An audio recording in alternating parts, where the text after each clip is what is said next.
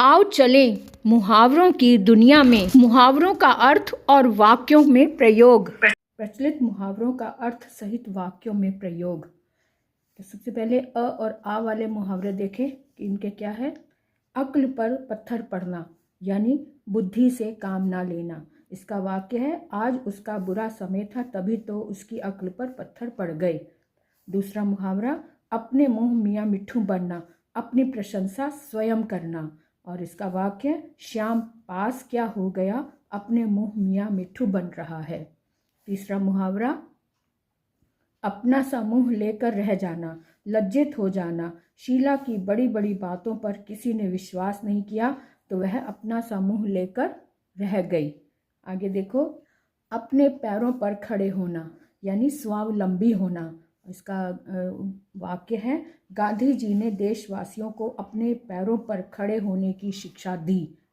अगला वाक्य देख लो, अपने पाँव पर कुल्हाड़ी मारना।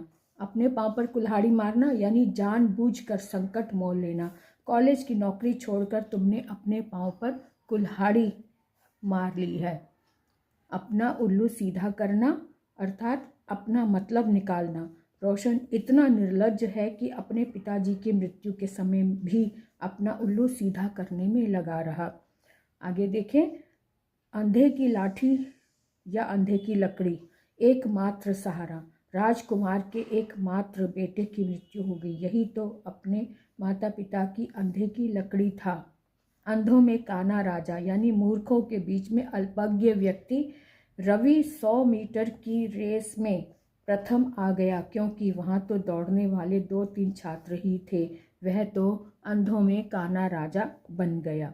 आकाश पाताल एक करना अर्थात कोई प्रयत्न बाकी ना रखना, पूरी तरह से कोशिश कर लेना यानी 100% कोशिश करना।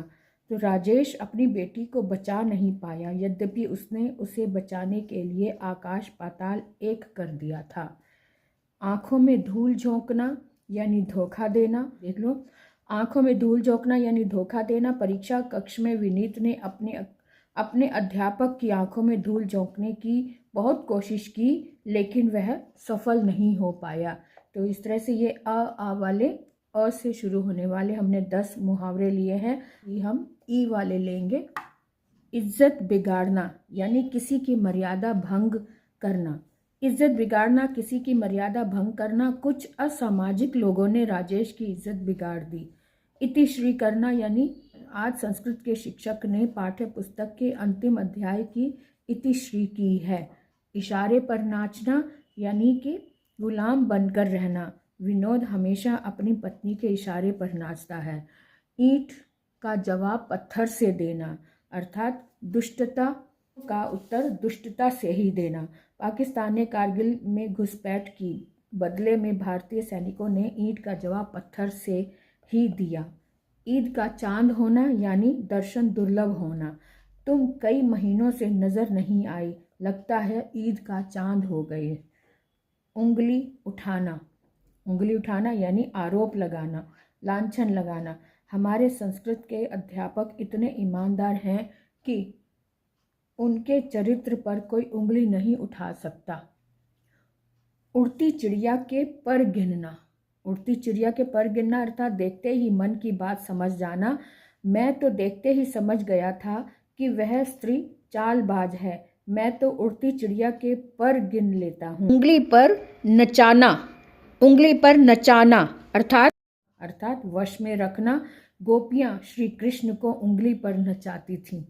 उल्टी गंगा बहाना अर्थात अत्यधिक कठिन काम करना।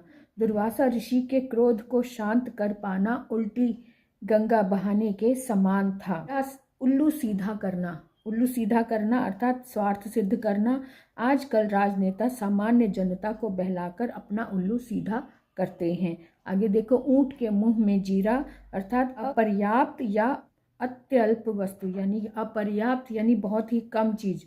ऊंट के मुंह में जीरा यानी अपर्याप्त या अत्यल्प वस्तु। अत्यल्प मतलब बहुत ही कम वस्तु। इतने विशाल हाथी के लिए 2 दर्जन केले ऊंट के मुंह में जीरा के समान थे। ऊंट के मुंह में जीरा के समान है। तो इस तरह से हमने आज अ, ई और ऊ वाले मुहावरे देखे